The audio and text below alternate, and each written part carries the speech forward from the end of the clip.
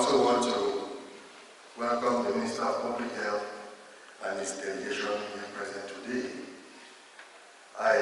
In fact, I almost lost my train of thoughts after listening to what our sister just said.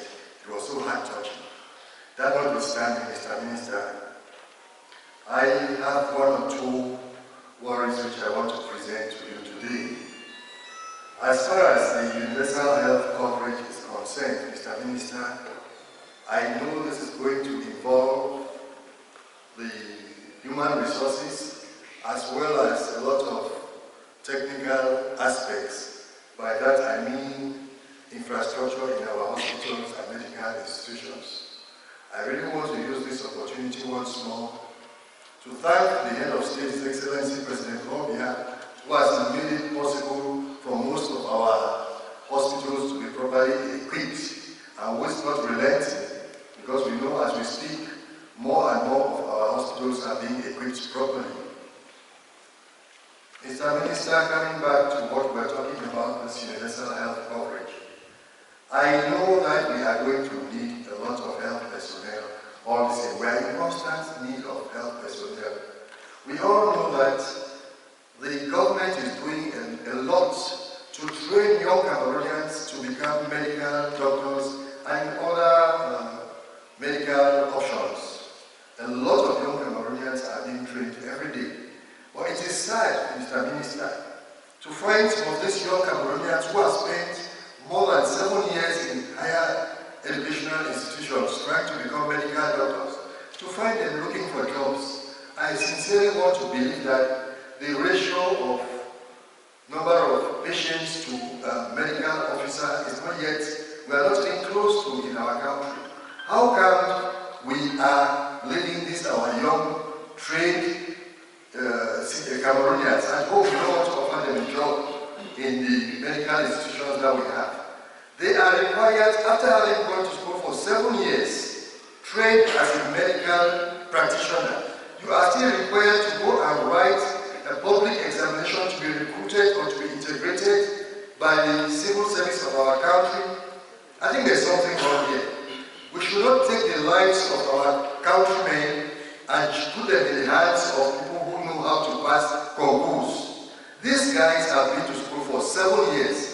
We have a history of their academic performances. If the state for financial reasons cannot recruit 500 of them at a blow, why don't they go back to their institutions and pick out the best from their 7-year reports which they have been having, from their grades in their schools? We want to use an exam, a public exam that takes place in 1 day to judge somebody or to give somebody privilege. Somebody who has spent 7 years to study. What happens is that those of them who excel very well in school, at times they find out that they are not being recruited. The people who succeed in those public exams are the mediocre ones. I don't know how, but because the exam took place, you got just 1 or 2 days, and then after that they have to go for an oral. During the oral, it is so selective that it is very difficult to be sure that you have taken the best medical doctors. Mr. Minister, I think the better way to do it would be to go back to their respective schools where they were trained and look for the best ones. There are some of them who have been trying the exam, the concours for so long that they are even going to their age, they are going to go above the age limits in a very short while without having been given the opportunity to practice in an official manner. Mr. Minister, there is a new phenomenon. I don't know whether you know about this. Medical doctors have started moving around like shoemakers. These people will go with small briefcases. They are looking for patients because they don't have work in proper institutions. I think we have to discourage this kind of practice. They go around looking for patients. They give you their cards. If you have any problem in your house, any child is sick, call me. They don't have anywhere to work. You cannot blame them. Mr. Minister, that is just one aspect of this issue. I also want to find out from you, maybe it was in the document that you presented here. Unfortunately, or fortunately, you said you were going to give us copies later on. I want to know whether there are any plans to modernize the system of payment in our hospitals. At times you go to consult in a hospital, the time that it takes you, especially if it's early in the morning and the place is crowded, the time that it takes you to pay your consultation fees is even longer than the time that the doctor will spend with you. Why? Because you have to pay cash. I don't know whether you are thinking about introducing some electronic means of payment in our hospitals.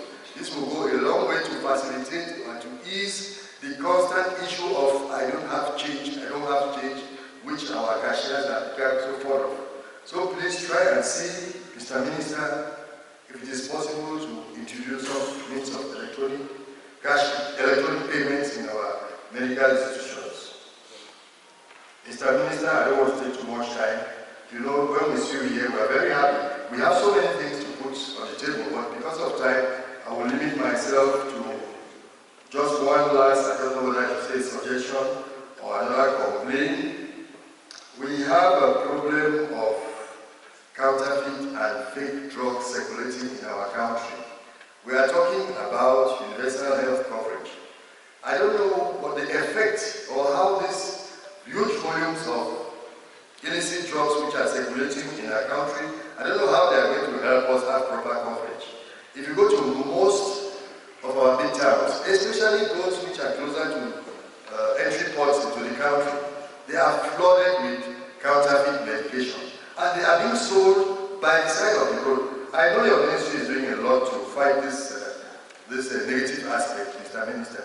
But honestly, I don't know whether you should have a special brigade, a special squad to be fighting against illicit drugs. The rate at which our people are buying and selling illicit drugs by the roadside and everywhere is really becoming alarming. You take, for instance, the case of a particular drug they call, I think it's tramadol.